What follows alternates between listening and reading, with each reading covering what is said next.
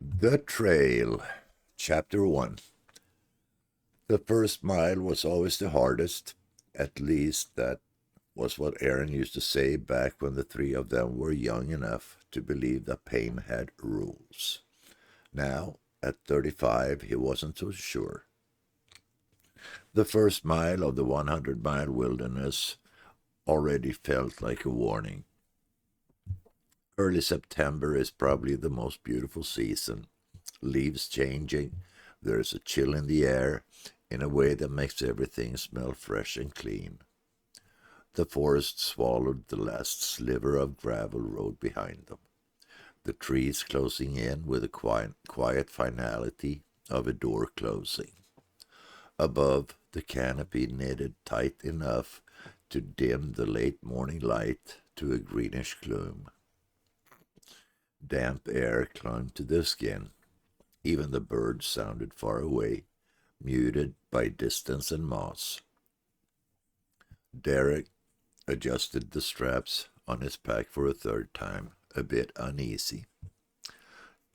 Hey guys, did you ever hear about three idiots that got lost and were never heard from again?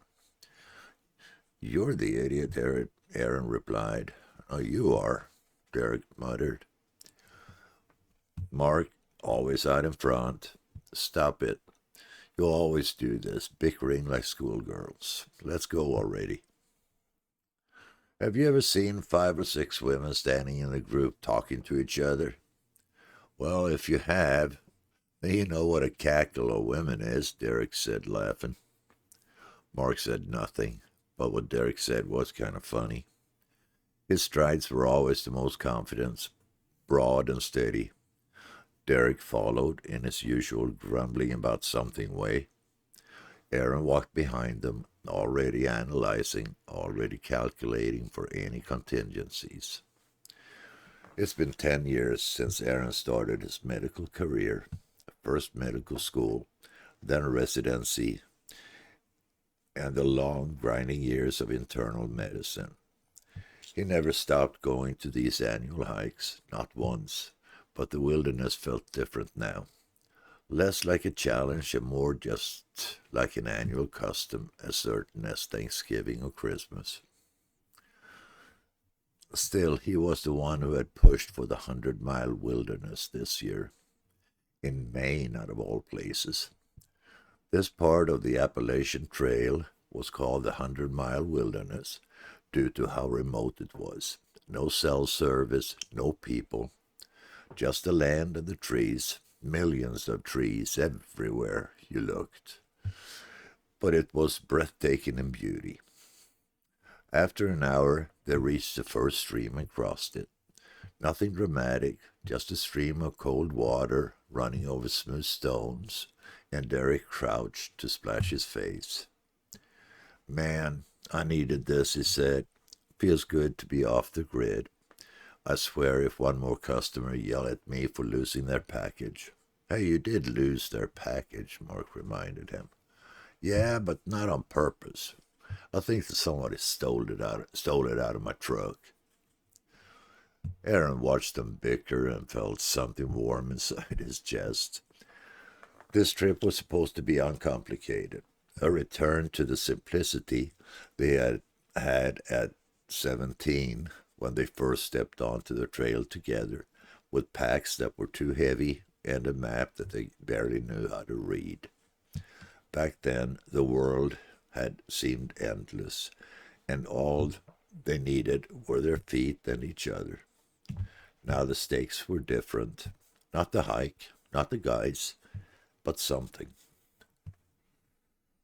Do you think there's wolf out here? Derek asked. I heard that they come down from Canada and eat people like us. Aaron giggled. Yep, he said, but they only pick people that looks like you. Relax, Mark said, straightening. We're only a few miles in. Once the rhythm kicks in, you forget all your worries. And if anything, I still have my 38 that my dad gave me. Hope that you remember to bring bullets for it, Derek said. Yeah, 3. One for each one of us, Mark said, laughing. Derek looked around at the towering pines, the dense underbrush, and the absolute absence of human noise. I don't know, man. This place feels like it forgot about people a long time ago. Aaron did not say it out loud, but he agreed. It felt a bit ominous. The trail here wasn't like the southern stretches that they had hiked before. Those felt broken in, shaped by countless boots. Maine's wilderness was feral. The path narrowed in places until it was just a suggestion, a crease between ferns. Roots knuckled up like old bones. Mud sucked at their boots, and the air tasted like fertile soil and lake water. And always, always the silence. That is what he liked the best. The silence, the absence of noise. Of course, you still had the birds and other forest sounds, but they were not noise. They created a symphony of stillness and tranquility. A couple of hours in, they stopped at a small clearing where the sunlight pierced through the leaves. Mark shrugged off his pack and cracked open a bag of trail mix. So, he said, tossing a peanut in his mouth, year number 17. Hard to believe we've stuck with it this long. Traditions keep us sane, Aaron said. Well, let's not talk about your sanity or lack thereof, Derek replied, giggling. Traditions are how people end up in cults.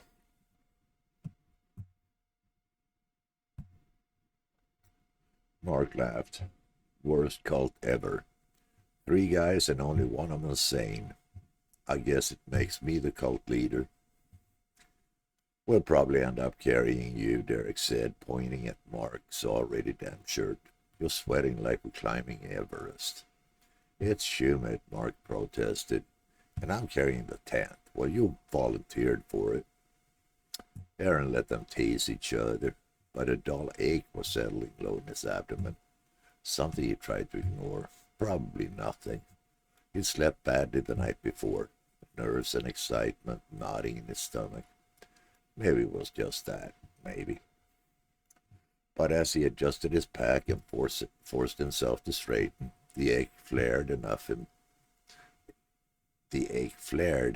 make him wince. Mark noticed. You good? Yeah, Aaron lied. Just need to loosen this hip strap. Mark nodded, accepting the explanation. Derek didn't notice at all, which Aaron thought was both typical and comforting. They resumed the trail. What do we do if we run into a moose? Aaron asked.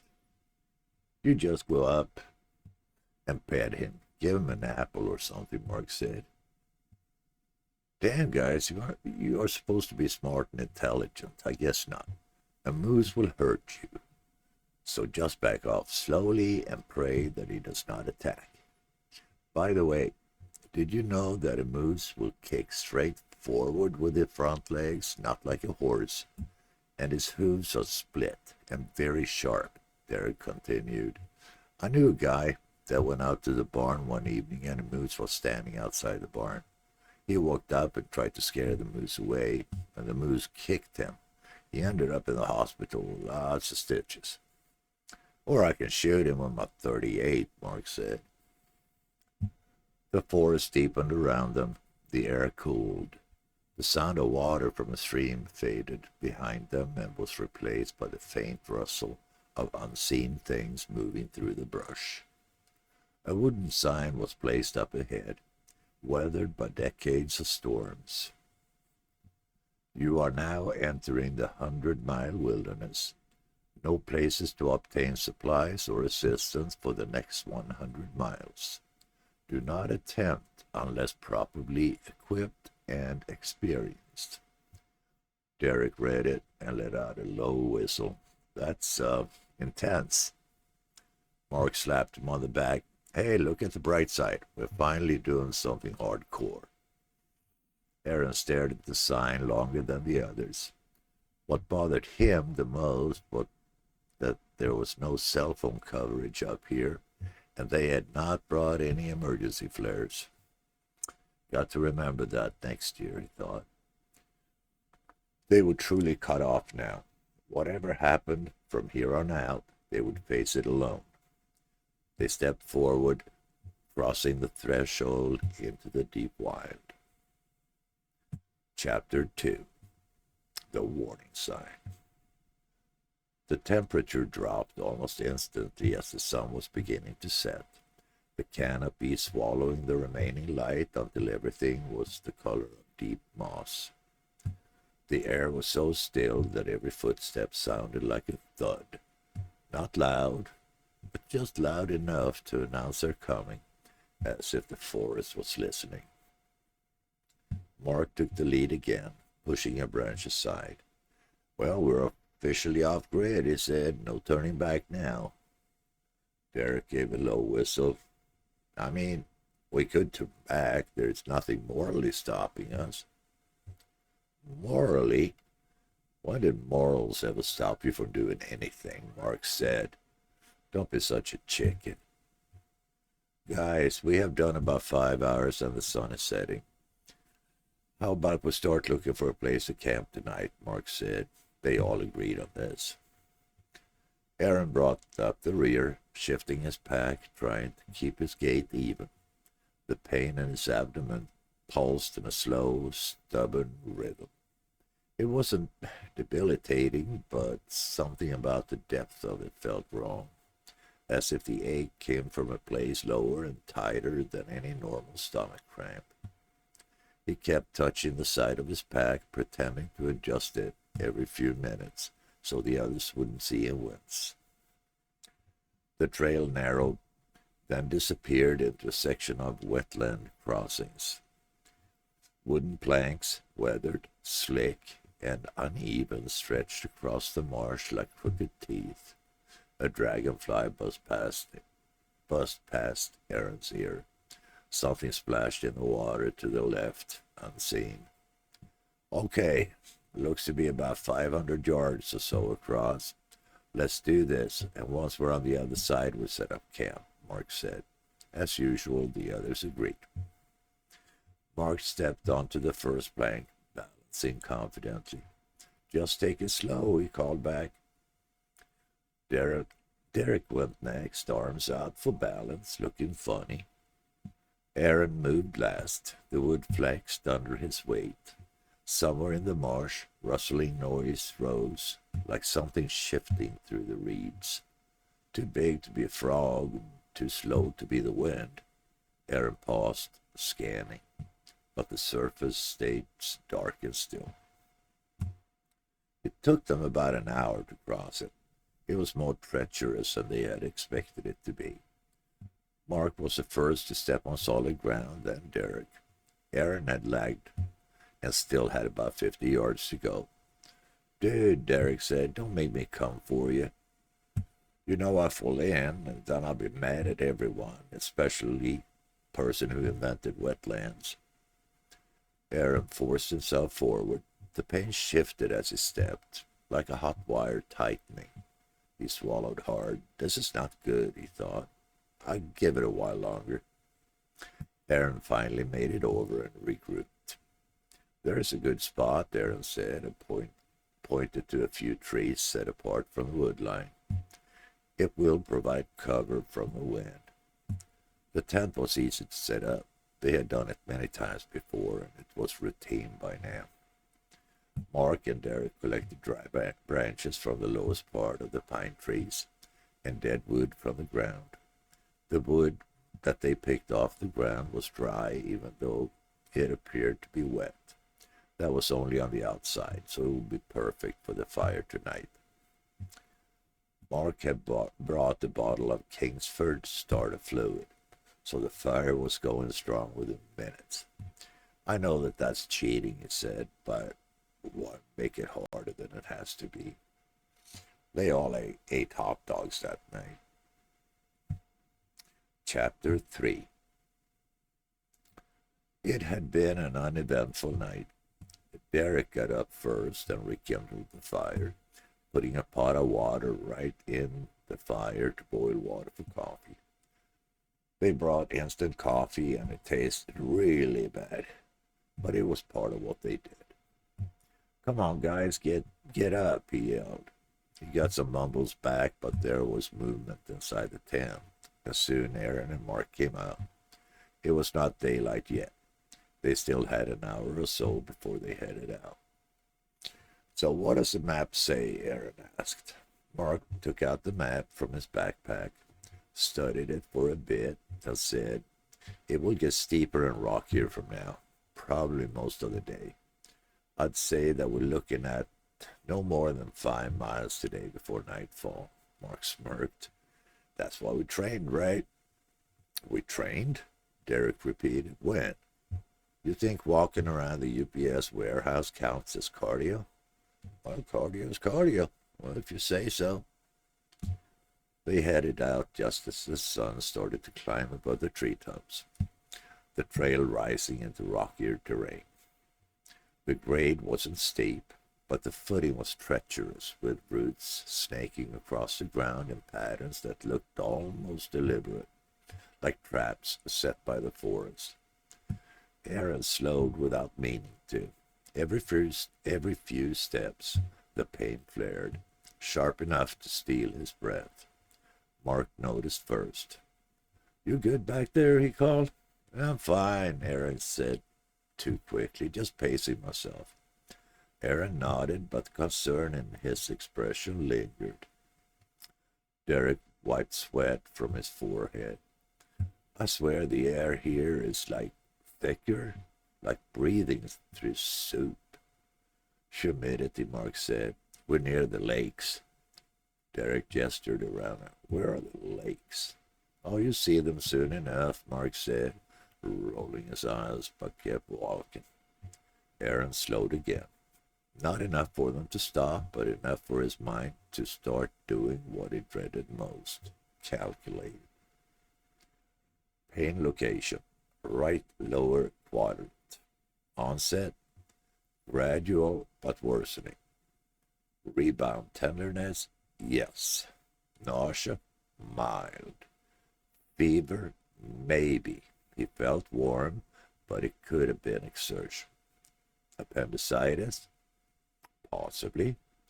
Early: maybe. Or not early at all. He pushed the thought away. No point diagnosing himself now. No point worrying the others unless absolutely necessary. They were excited over this trip. He did not want to be the reason it fell apart. The trail opened briefly into a small overlook, a rocky outcrop facing the valley of dark pine.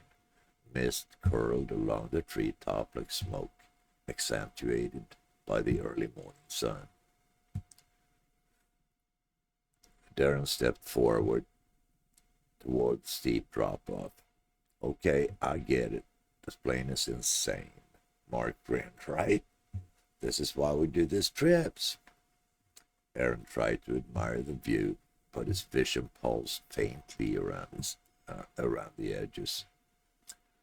A wave of dizziness swept through him, faint but unmistakable. He blinked it back.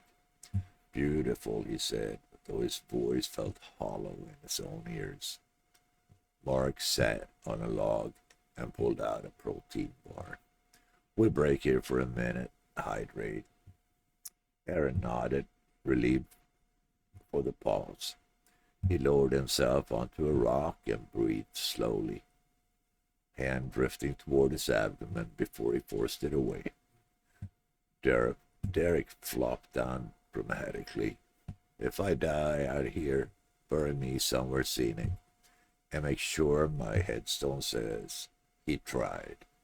"Tried what?" "You're not dying," Mark said. "I said if, but you're not." Aaron opened his water bottle.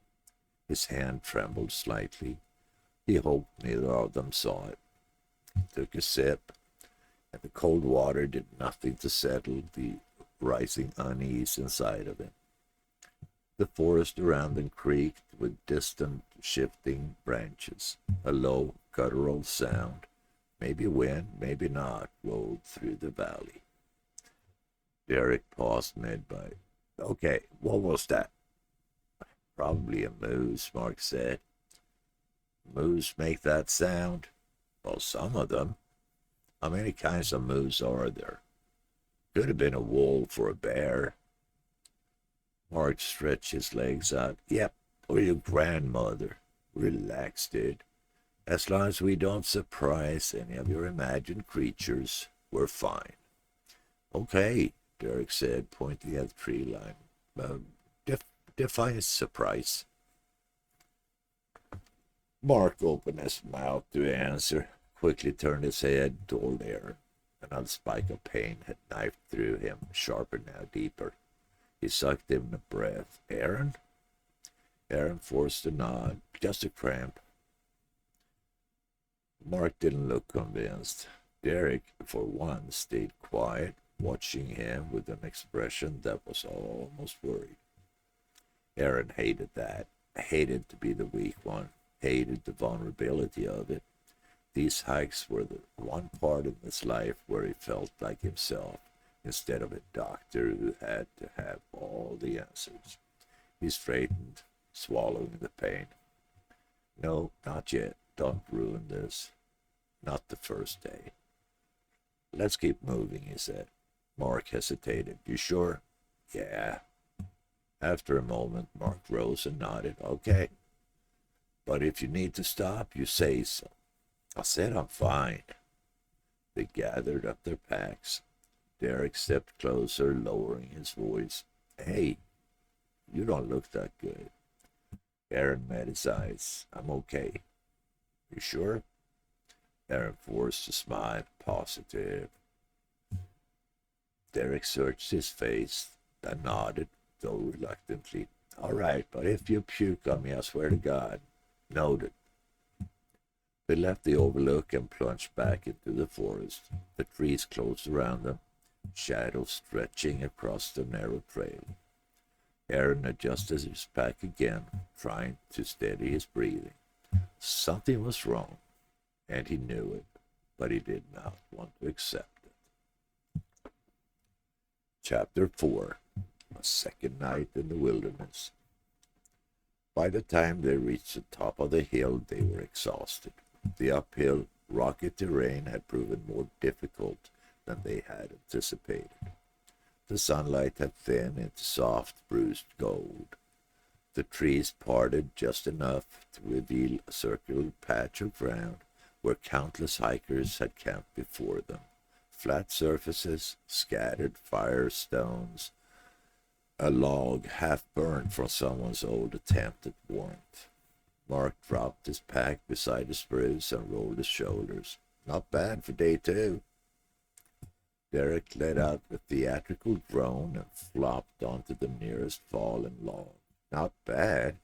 I feel like my spine tried to eject itself halfway up the last ridge.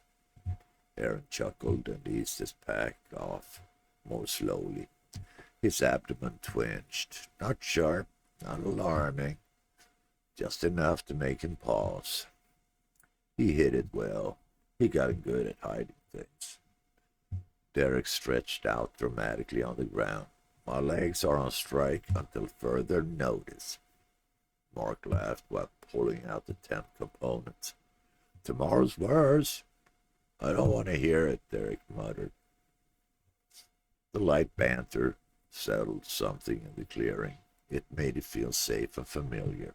The wilderness felt less overwhelming when they were all talking, teasing, filling the silence with their usual nonsense.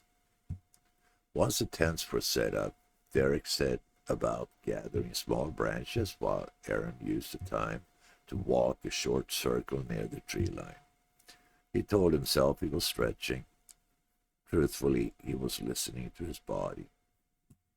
The pain he felt before had settled down and now was hardly noticeable. Great, he thought. It scared me for a bit, but I'm good. By the time Mark coaxed the flame into life, the shadows had lengthened and the forest around them was thick with humming insects and the crisp, resinous scent of pine. They settled around the fire, cooking instant noodles and sipping water as the twilight deepened. Derek poked the fire. How far until a shelter tomorrow? 10, maybe 12 miles, Mark said. Moderate terrain, some climbs. Define moderate, Derek said, suspicion dripping from his voice. Moderate for people who train more than you do. Derek threw a pine cone at him. The normal or average distance a person walks on trails like this is between 14 to 20 miles. It all depends on the trail and how well trained or lack of you are. Aaron smiled faintly but felt quiet. He actually felt really good since the pain had eased off. He became more talkative and engaged. Mark noticed. I'm glad to see that you're back to normal again. What was up with you earlier, he said. Aaron shrugged. I really don't know. My side hurt like hell and it had me worried for a while. But about an hour ago, it just eased off. So I'm just a bit stiff. Sure glad that it eased off, though. I wonder where that came from. You're in better shape than both of us put together. No clue, Aaron replied lightly, but he was still a bit puzzled. Night crept in, the way mountain nights do, starting faint, then sudden, then absolute. Once the fire crackled into a rhythm, the darkness beyond the trees felt heavier, like something that settled rather than simply appeared. God, listen to that, Derek whispered. The forest hummed, insects, the rustle of distant branches, a faint, steady chorus of unseen life. Feels bigger than it did earlier, Derek added. Aaron sipped water, listening. His unease was still there. He couldn't tell if he was anxious or just overtired. The pain pulsed once, briefly, but sharper than before. He kept his expression neutral and stared into the fire. Mark watched him again. Aaron sensed it, but didn't react. The silence spun out between them for a while, comfortable, then complicated, then quiet in a way that made the forest seem louder. Derek eventually sighed and lay back on his pack, staring up at the threadbare patch of stars visible through the canopy. We're really doing this, huh? No phones, no noise, just nothing for 100 miles.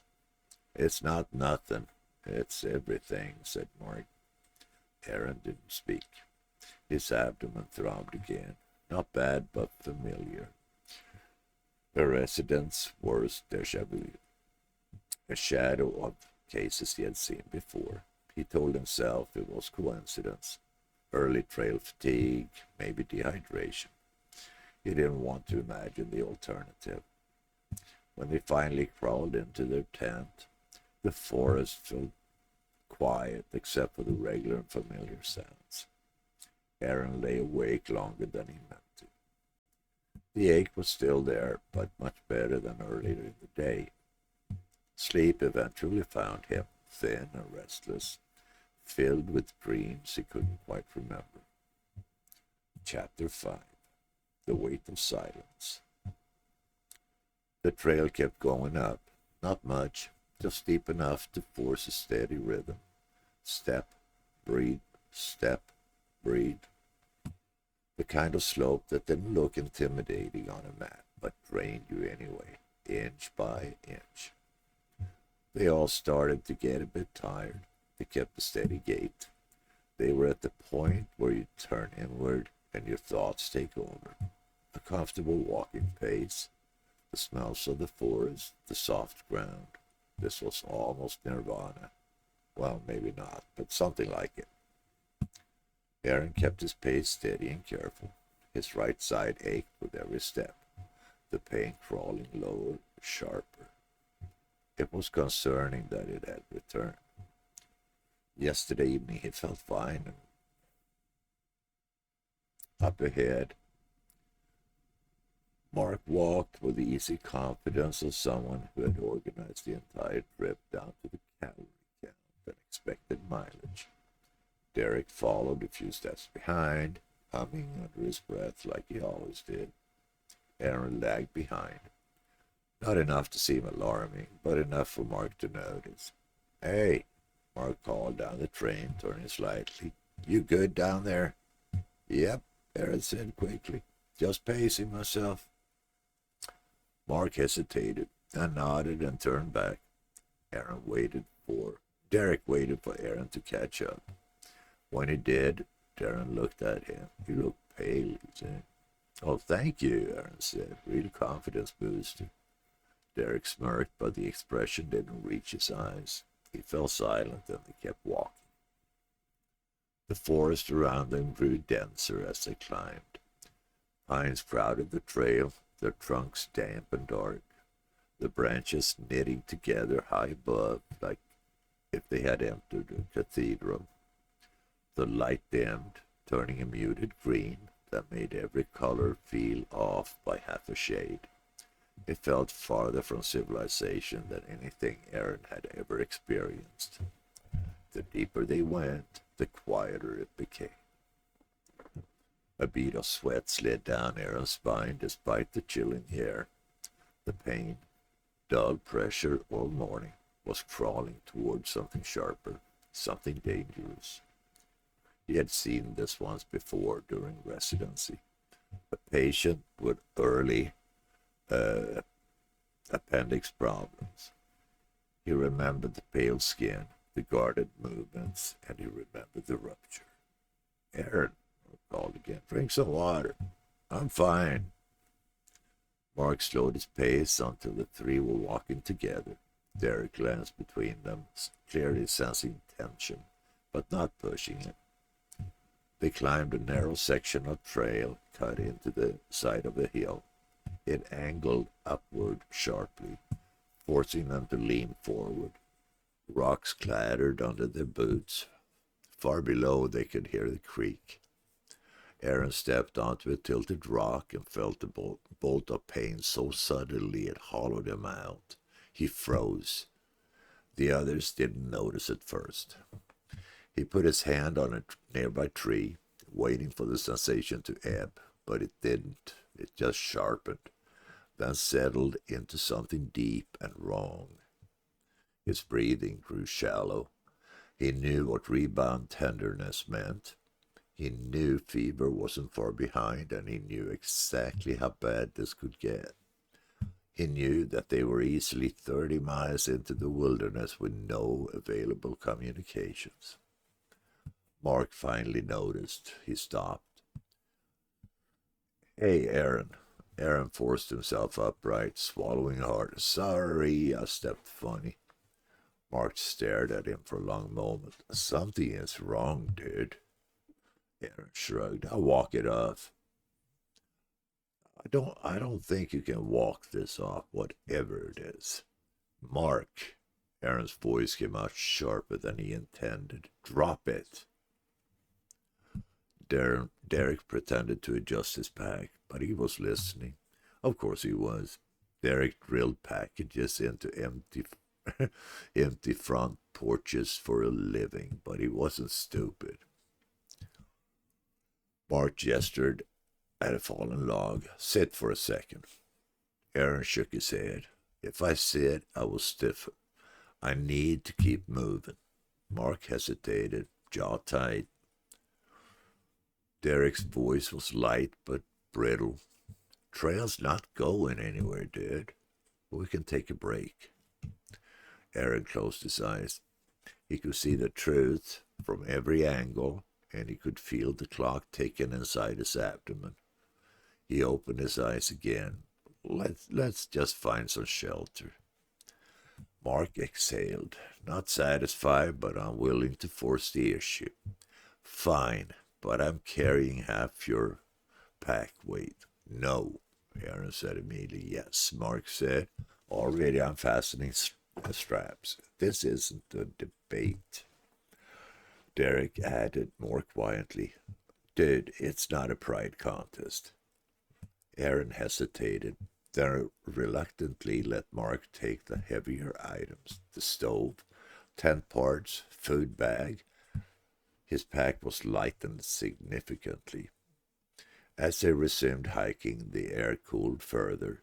Clouds gathered overhead, dimming the lights until the forest felt like dusk, even though it wasn't. Their boots thudded against the damp ground. At one point, Derek murmured, "Feels like the woods are swallowing the sound." Mark snorted.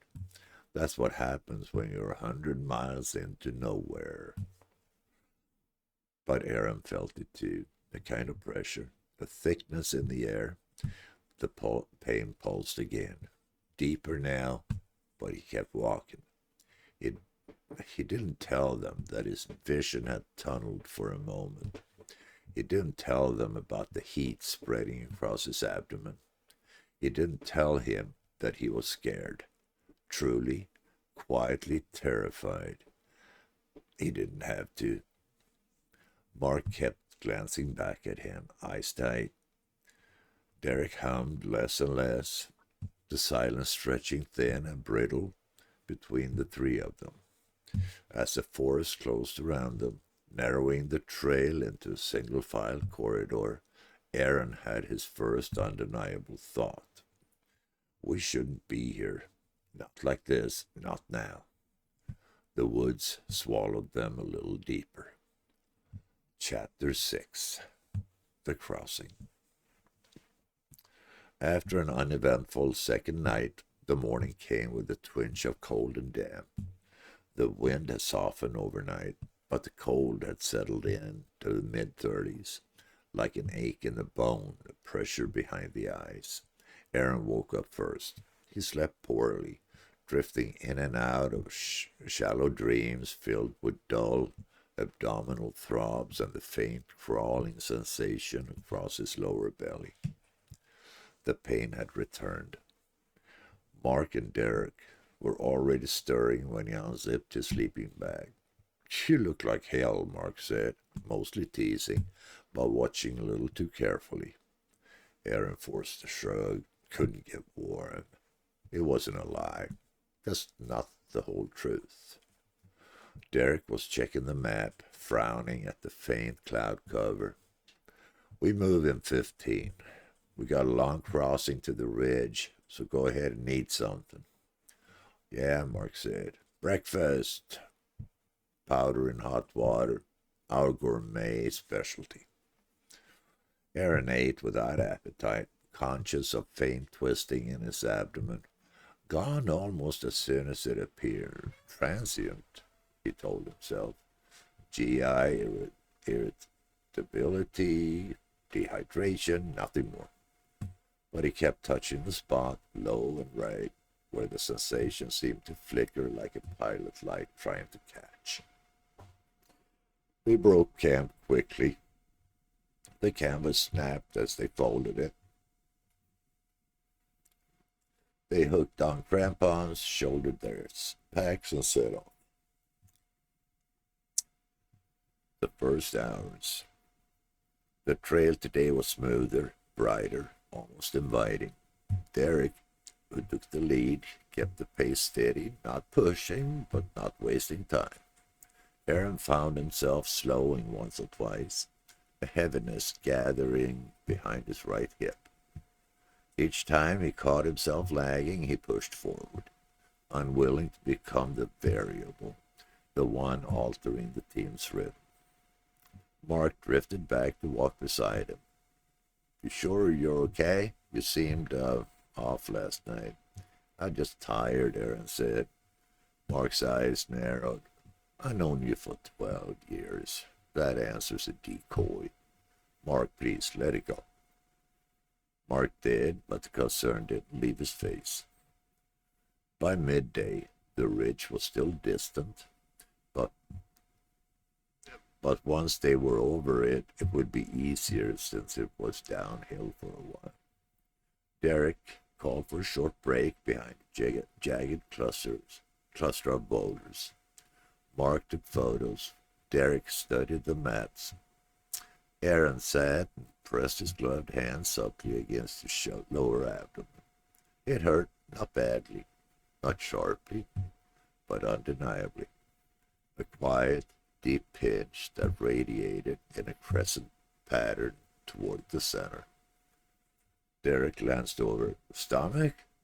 Aaron nodded. Probably something I ate. Fluids will help. You want to turn back? Derek asked, casually. Aaron looked up sharply. No. We're at the point where turning back is almost equal to the distance we have to finish this. Mark appeared around the boulder. You sure? I mean, we know that most of the way back is downhill, and from here forward, it looks as mostly uphill. If it gets worse, I will say something, Aaron said. But this is nothing. Well, I mean, you're the doc, Mark said. Derek watched him for a long moment. It wasn't judgment, it was calculation. The risk assessment of a man who felt responsible for two lives besides his own. All right, Derek said finally, but stay honest with us. Aaron gave a thin smile. Always. Mark walked ahead, now stopping briefly to photograph the scenery. Derek followed, careful and methodical. Aaron stayed close behind, but the dull ache had become a companion, persistent now, not intermittent. He kept analyzing it clinically, trying to parse patterns, timings, triggers. He kept failing. Halfway to the crest, the pain sharpened into something sudden and mean. Aaron stopped walking. He didn't cry out, but his breath hitched audibly enough that Derek spun around. Aaron, goddamn it, we got to deal with this. Derek looked at the map. We have at least 4 hours to go, he said.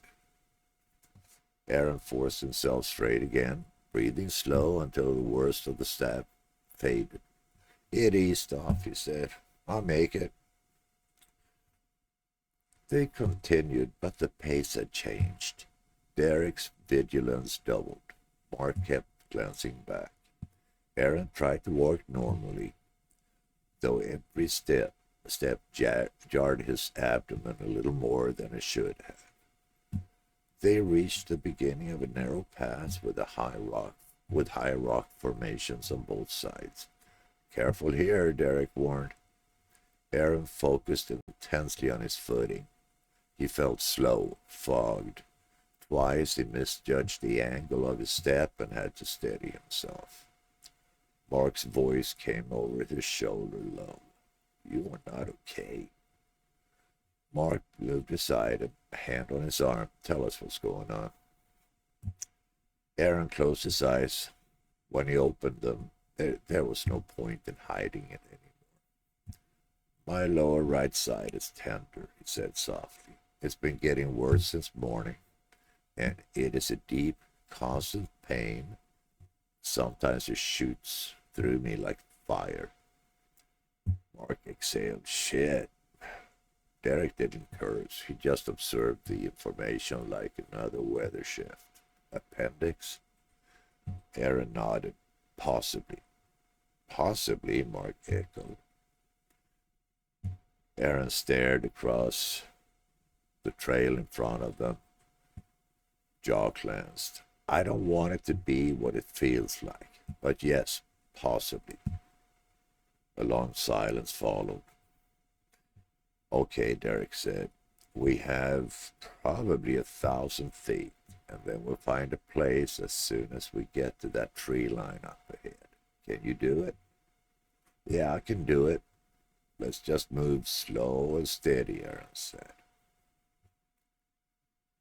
They continued walking, and after about 100 yards, Derek stepped closer to Aaron, lowering his voice. Aaron, I'm asking you as your friend, what is the smartest move right now? I'm not sure that continuing is the best choice. Aaron hesitated. The ache pulsed again, harder this time, radiating like a warning flare. When he finally answered, his voice was barely above a breath. I think, I think we need to go back. Mark closed his eyes in relief, but Derek didn't relax. He only nodded once, firm, decisive. All right, Derek said. We'll turn around. Slow pace. We will watch you closely and no heroics. Aaron swallowed. Right. But even as they began to adjust gear and pivot their route, Aaron felt a cold certainty settle in his gut. They had walked about 4 miles along the trail, so that meant they would have four miles back to reach the place where they had camped last night. Well, let's hope for the best. By the time they made it back, Aaron could hardly walk, and they had supported him so that he would not fall. You know this stuff. Tell us what to expect, Mark said. You must have done a number of these surgeries. Aaron looked at them both and said, First, I think I have a fever, and that means that, in layman's terms, the appendix is about to burst. Once that happens, infection will set in. We will probably know when it happens. Most of the time, the pain goes away, and the fever may go away as well, but it is only temporary. After that, it becomes deadly. Derek thought for a while, and then he said, I have been thinking. We have 2 days before we get to our vehicle. If it comes to it, what if you were to tell us exactly what to do and how to do it? We could do the surgery here and now. I mean, before it bursts. Both Aaron and Mark looked at Derek in disbelief. Mark said, Are you totally insane? Aaron said, I appreciate you trying, but it's impossible. Even if one of you had appendix problems, I would not have attempted such a surgery. We have no antibiotics, no anesthesia, no painkillers. Infection is an absolute certainty. Sepsis would set in, and death would come fast. And no,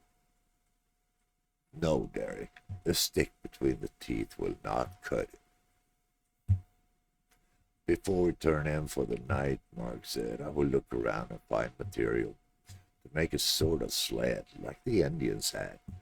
Should be able to drag you on it. If it comes to that, I'll give you a hand, Derek said.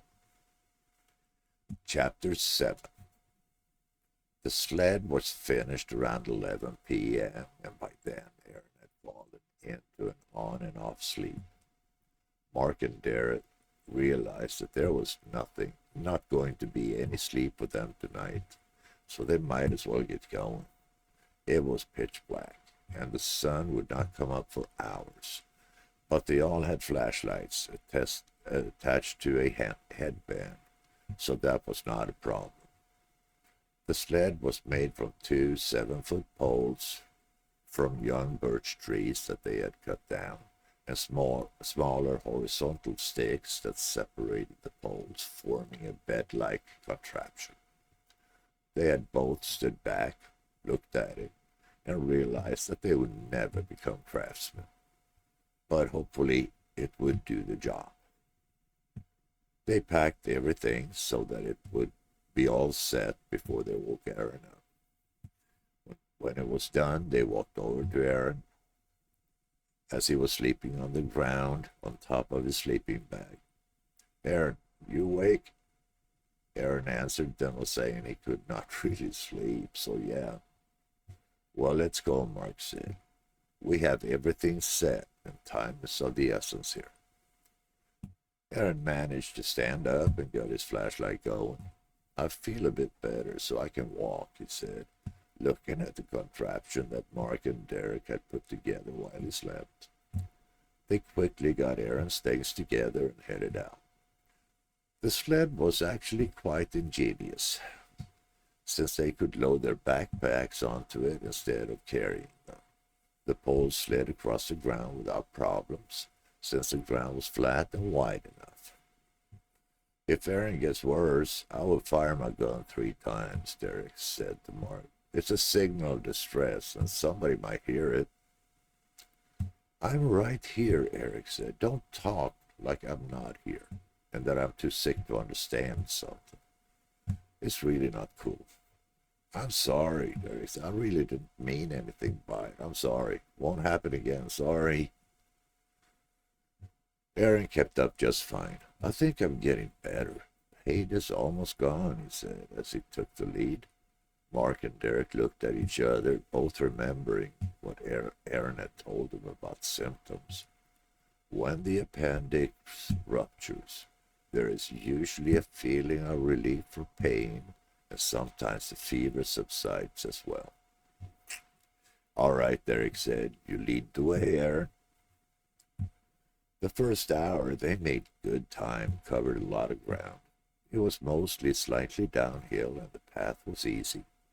A couple of times they had to tilt the sled sideways to get it through a narrow path, but overall it was easy going. Aaron seemed to be okay and kept steady pace like he used to do.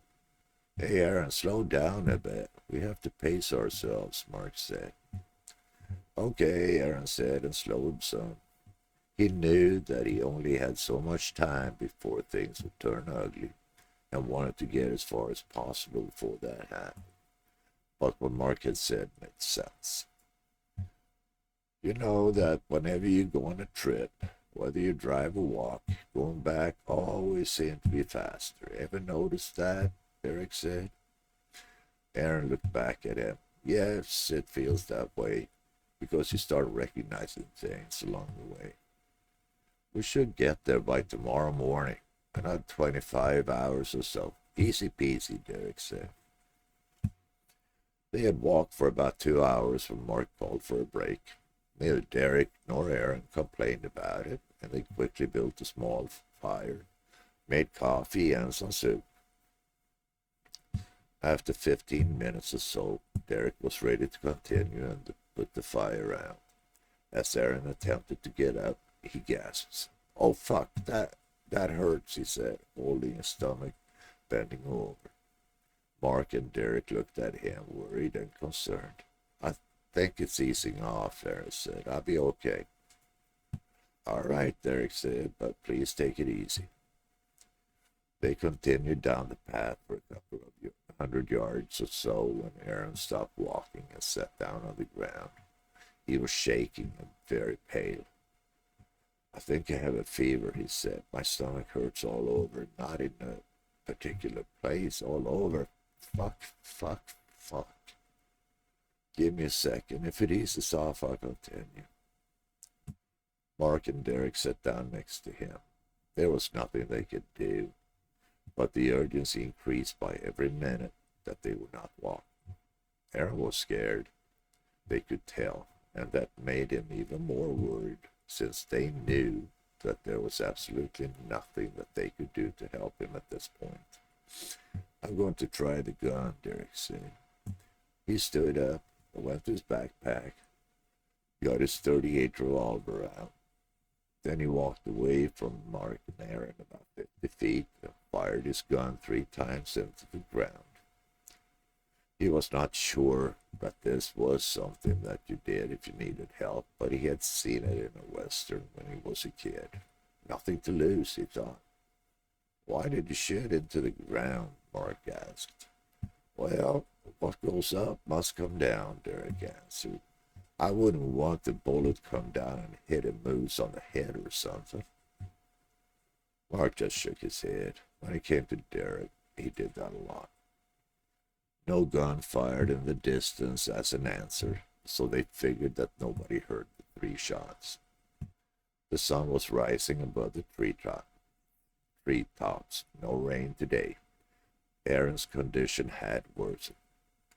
Okay, Aaron, time to get on the sled, Mark said, trying to sound normal, but realized that he spoke as if he was speaking to a giant. Both Mark and Derek put their backpacks on and readied the sled.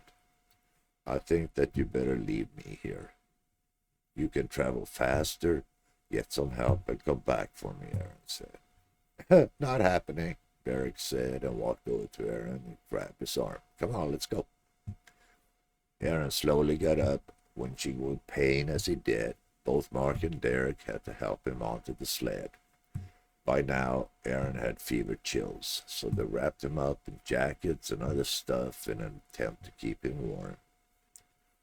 They slowly pulled the sled to try it out with Aaron on it, and it was not bad. It had a natural sway to it, like shock absorbers, that would make it more comfortable for Aaron. Let's turn our phones on, Mark said. I know that we don't have a signal yet, but as we get closer to the road, there's a chance. We will know if we get any messages popping up. They both turned their phones on, no signal, and kept walking at a steady pace. At this point, they would reach the vehicle in 10 to 12 hours if they did not stop. Chapter 8. 8 a.m. and the clock is ticking.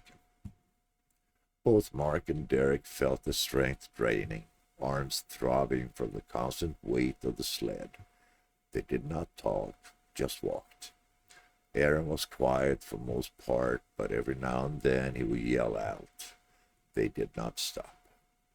After 2 hours of pulling the sled, they were both exhausted and decided to take a quick break. They gently put the sled down and went to check on Aaron. How are you, Aaron? Darren asked. Aaron mumbled something that Derek did not understand. Mark felt Aaron's forehead. He's burning up, man. What the fuck do we do? We have to keep going, Derek said. But I tell you now, I don't know how long my legs and arms can do this. I mean, we have 8-9 hours ahead of us, and if we don't get a signal, I'm not sure he's going to make it. Okay, let's rest for 10 minutes and give it our best, Mark said as he pulled some energy bars from his backpack, his arms shaking from muscle exertion. He gave one to Derek. Derek suddenly looked up and said, Hey, what if we take a rope and tie it from the pole that you are carrying over to my side, and we both put the rope across our shoulders? We'd be like mules pulling a load. Well, hey, let's try it, Mark said, and they got a heavy rope out of Derek's backpack. They tied it to the poles, and after making some adjustments, it looked like it could work. They would have to walk really close together, and their shoulders would probably protest, but they would be dividing the load. The trail was wide at this stage and slightly downward, and that helped a lot. It did not take long for them to realize that the rope cut into their shoulders, so they both used heavy sweaters that they folded double and positioned between the rope and shoulder. This helped, and the rope did not dig into the shoulder as hard as it had. As they walked, they did not talk. Their brain was empty in a way that only guys can do, and that amazes women. When a man is quiet, a woman, could be the wife, asks him, What are you thinking about? And he will truthfully answer, Nothing. It is not that the brain is empty. It is just very comfortable and restful, something women cannot understand, since apparently they are always thinking of a number of things at the same time. That is why a guy will sometimes answer what when a woman says something, because he does not have a clue as to what she's talking about. Whereas to the woman, it makes perfect sense because she was just thinking about it. Cat. 1, 2, 1, 2. Step, pull, step, eyes sometimes closed, fatigue setting in, painful, nausea, headache setting in. Maybe an hour went by, maybe 2. 1, 2, 1, 2. Step, pull, step. Derek suddenly freed himself from the rope, Mark totally off guard, leading the sled tipping precariously. Mark sat down on his side to prevent the sled from tipping over. Derek got to his knees and started vomiting, mostly water, since they had not eaten much. Mark sat down and waited for Derek to slow down some. You okay, Derek? I'm fucking done, Derek said between dry heaves. Mark crawled over to check on Aaron, who had not made a sound. Mark did not remember when he made a sound, whether it was moaning or saying something. Aaron, how's it going? Still hanging in there? Aaron moaned, but did not answer. Aaron's face was pale, almost transparent. His eyes had dark black circles around them. Aaron's breathing was very slow, and it seems that if he did not take full breaths. His lips had a bluish tint to them.